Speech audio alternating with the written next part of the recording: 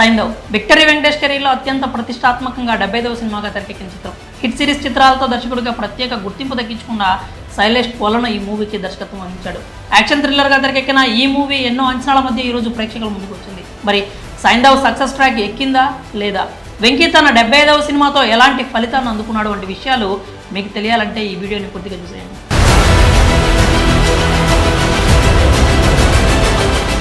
అసలు సైంధవ్ కథ ఏంటంటే, ఇండియాలోని చంద్రప్రస్థ అనే సిటీ, అక్కడ సైంధవ్ తన కూతురు గాయత్రితో కలిసి జీవిస్తూ ఉంటాడు. సైంధవ్ని ఇష్టపడుతూ వారికి తోడుగా మనోజ్ఞ ఇంటి పక్కనే ఉంటుంది. సైంధవ్ తన కూతురే ప్రాణంగా జీవిస్తూ ఉండగా గాయత్రి ఓ రోజు స్కూల్లో కళ్ళు తిరిగి పడిపోతుంది. ఇది జెనెటిక్ సమస్యగా తేల్చి డాక్టర్స్ 17 కోట్ల ఖర్చు అయ్యే ఓ ఇంజెక్షన్ ఇవ్వాల్సి ఉంటుందని చెప్తారు. పోర్ట్లో క్రేన్ ఆపరేటర్గా పనిచేసే సైంధవ్ ఆ ఇంజెక్షన్ కోసం ఓ డీల్కి ఒప్పుకుంటాడు. అయితే సాధారణ క్రేన్ ఆపరేటర్ అయిన సైంధవ్కి అంత పెద్ద డీల్ ఎందుకు ఇచ్చినట్లు?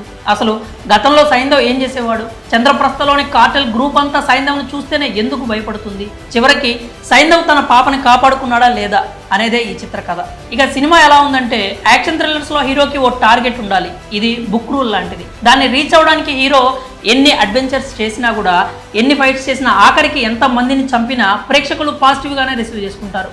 సో ఇక్కడ కీ పాయింట్ హీరో కాదు, ఆ పర్పస్. కానీ హీరో సినిమా ఆశాంతం ఆ టార్గెట్ కోసం ఎన్నో పోరాటాలు చేసి చివరికి దాన్ని తప్ప మిగతా అన్నీ సాధిస్తే అదొక అర్థం లేని పోరాటం అవుతుంది. ఇలాగే సైంధవ్లో ఎమోషనల్ టచ్ కోసం దర్శకుడు తీసుకున్న ఓ నిర్ణయం హీరో క్యారెక్టర్కి జస్టిఫికేషన్ లేకుండా చేసింది. దీంతో 2.5 గంటల పాటు సాగిన సినిమా ఇందుకోసం అన్న ప్రశ్న ఉత్పన్నం అవుతుంది. సైంధవ్ మొదటి అరగంట చాలా ప్లెయిన్ నేరేషన్తో సాగుతుంది. ఆ తర్వాత అసలు కథ మొదలవడంతో సినిమా వేగం అందుకుంటుంది. ఒకనొక సమయానికి దర్శకుడు శైలేష్ ఓ అద్భుతాన్ని సృష్టించాడా అన్న రీతిలో హీరో జర్నీ సాగుతుంది.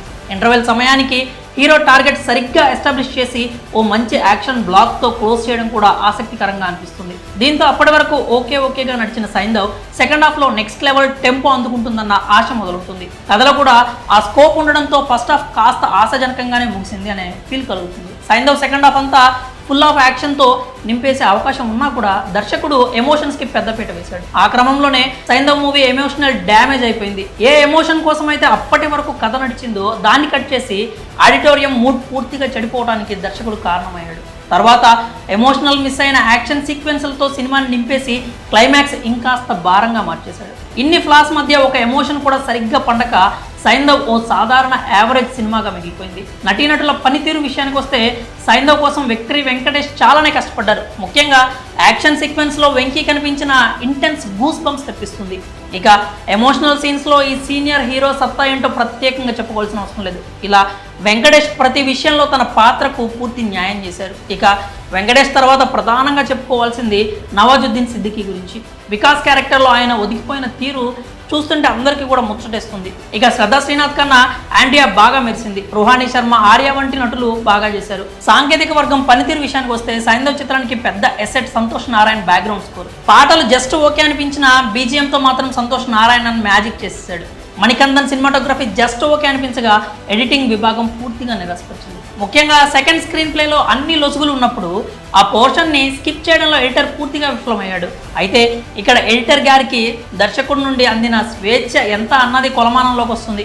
చివరగా శైలేష్ హిట్ సిరీస్ చిత్రాలు అంతగా ఆకట్టుకోవడానికి కారణం ఆ సినిమాలోని detailed screen play. Shailesh Saindhav విషయంలో ఇక్కడే ఫెయిల్ అవడం కాస్త ఆశ్చర్యపరిచే అంశం. ఇక సినిమాకి జరిగిన ఎమోషనల్ డ్యామేజ్ విషయంలో కూడా శైలేష్దే పూర్తి బాధ్యత. ఈ అంశాలే సైంధవ్ స్థాయిని ఆమాంతం కిందకి లాగేశాయి. వెంకటేష్, నవాజుద్దీన్ సిద్దికీల నటన, బీజిఎం సినిమాకి ప్లస్లానే చెప్పాలి. Second half emotional damage, screenplay emotions పండకపోవడము మూవీకి పెద్ద మైనస్గా చెప్పుకోవాలి. చివరిగా చెప్పాలంటే సైంధవ్ ఆశించిన స్థాయిలో లేదు. ఈ సినిమాకి మేమిచ్చే రేటింగ్ 2.25 out of 5 stars. మరి ఈ సినిమా మీరు చూస్తే మీకు ఎలా అనిపించిందో మీ అభిప్రాయాలను కామెంట్స్ రూపంలో తెలియజేయండి.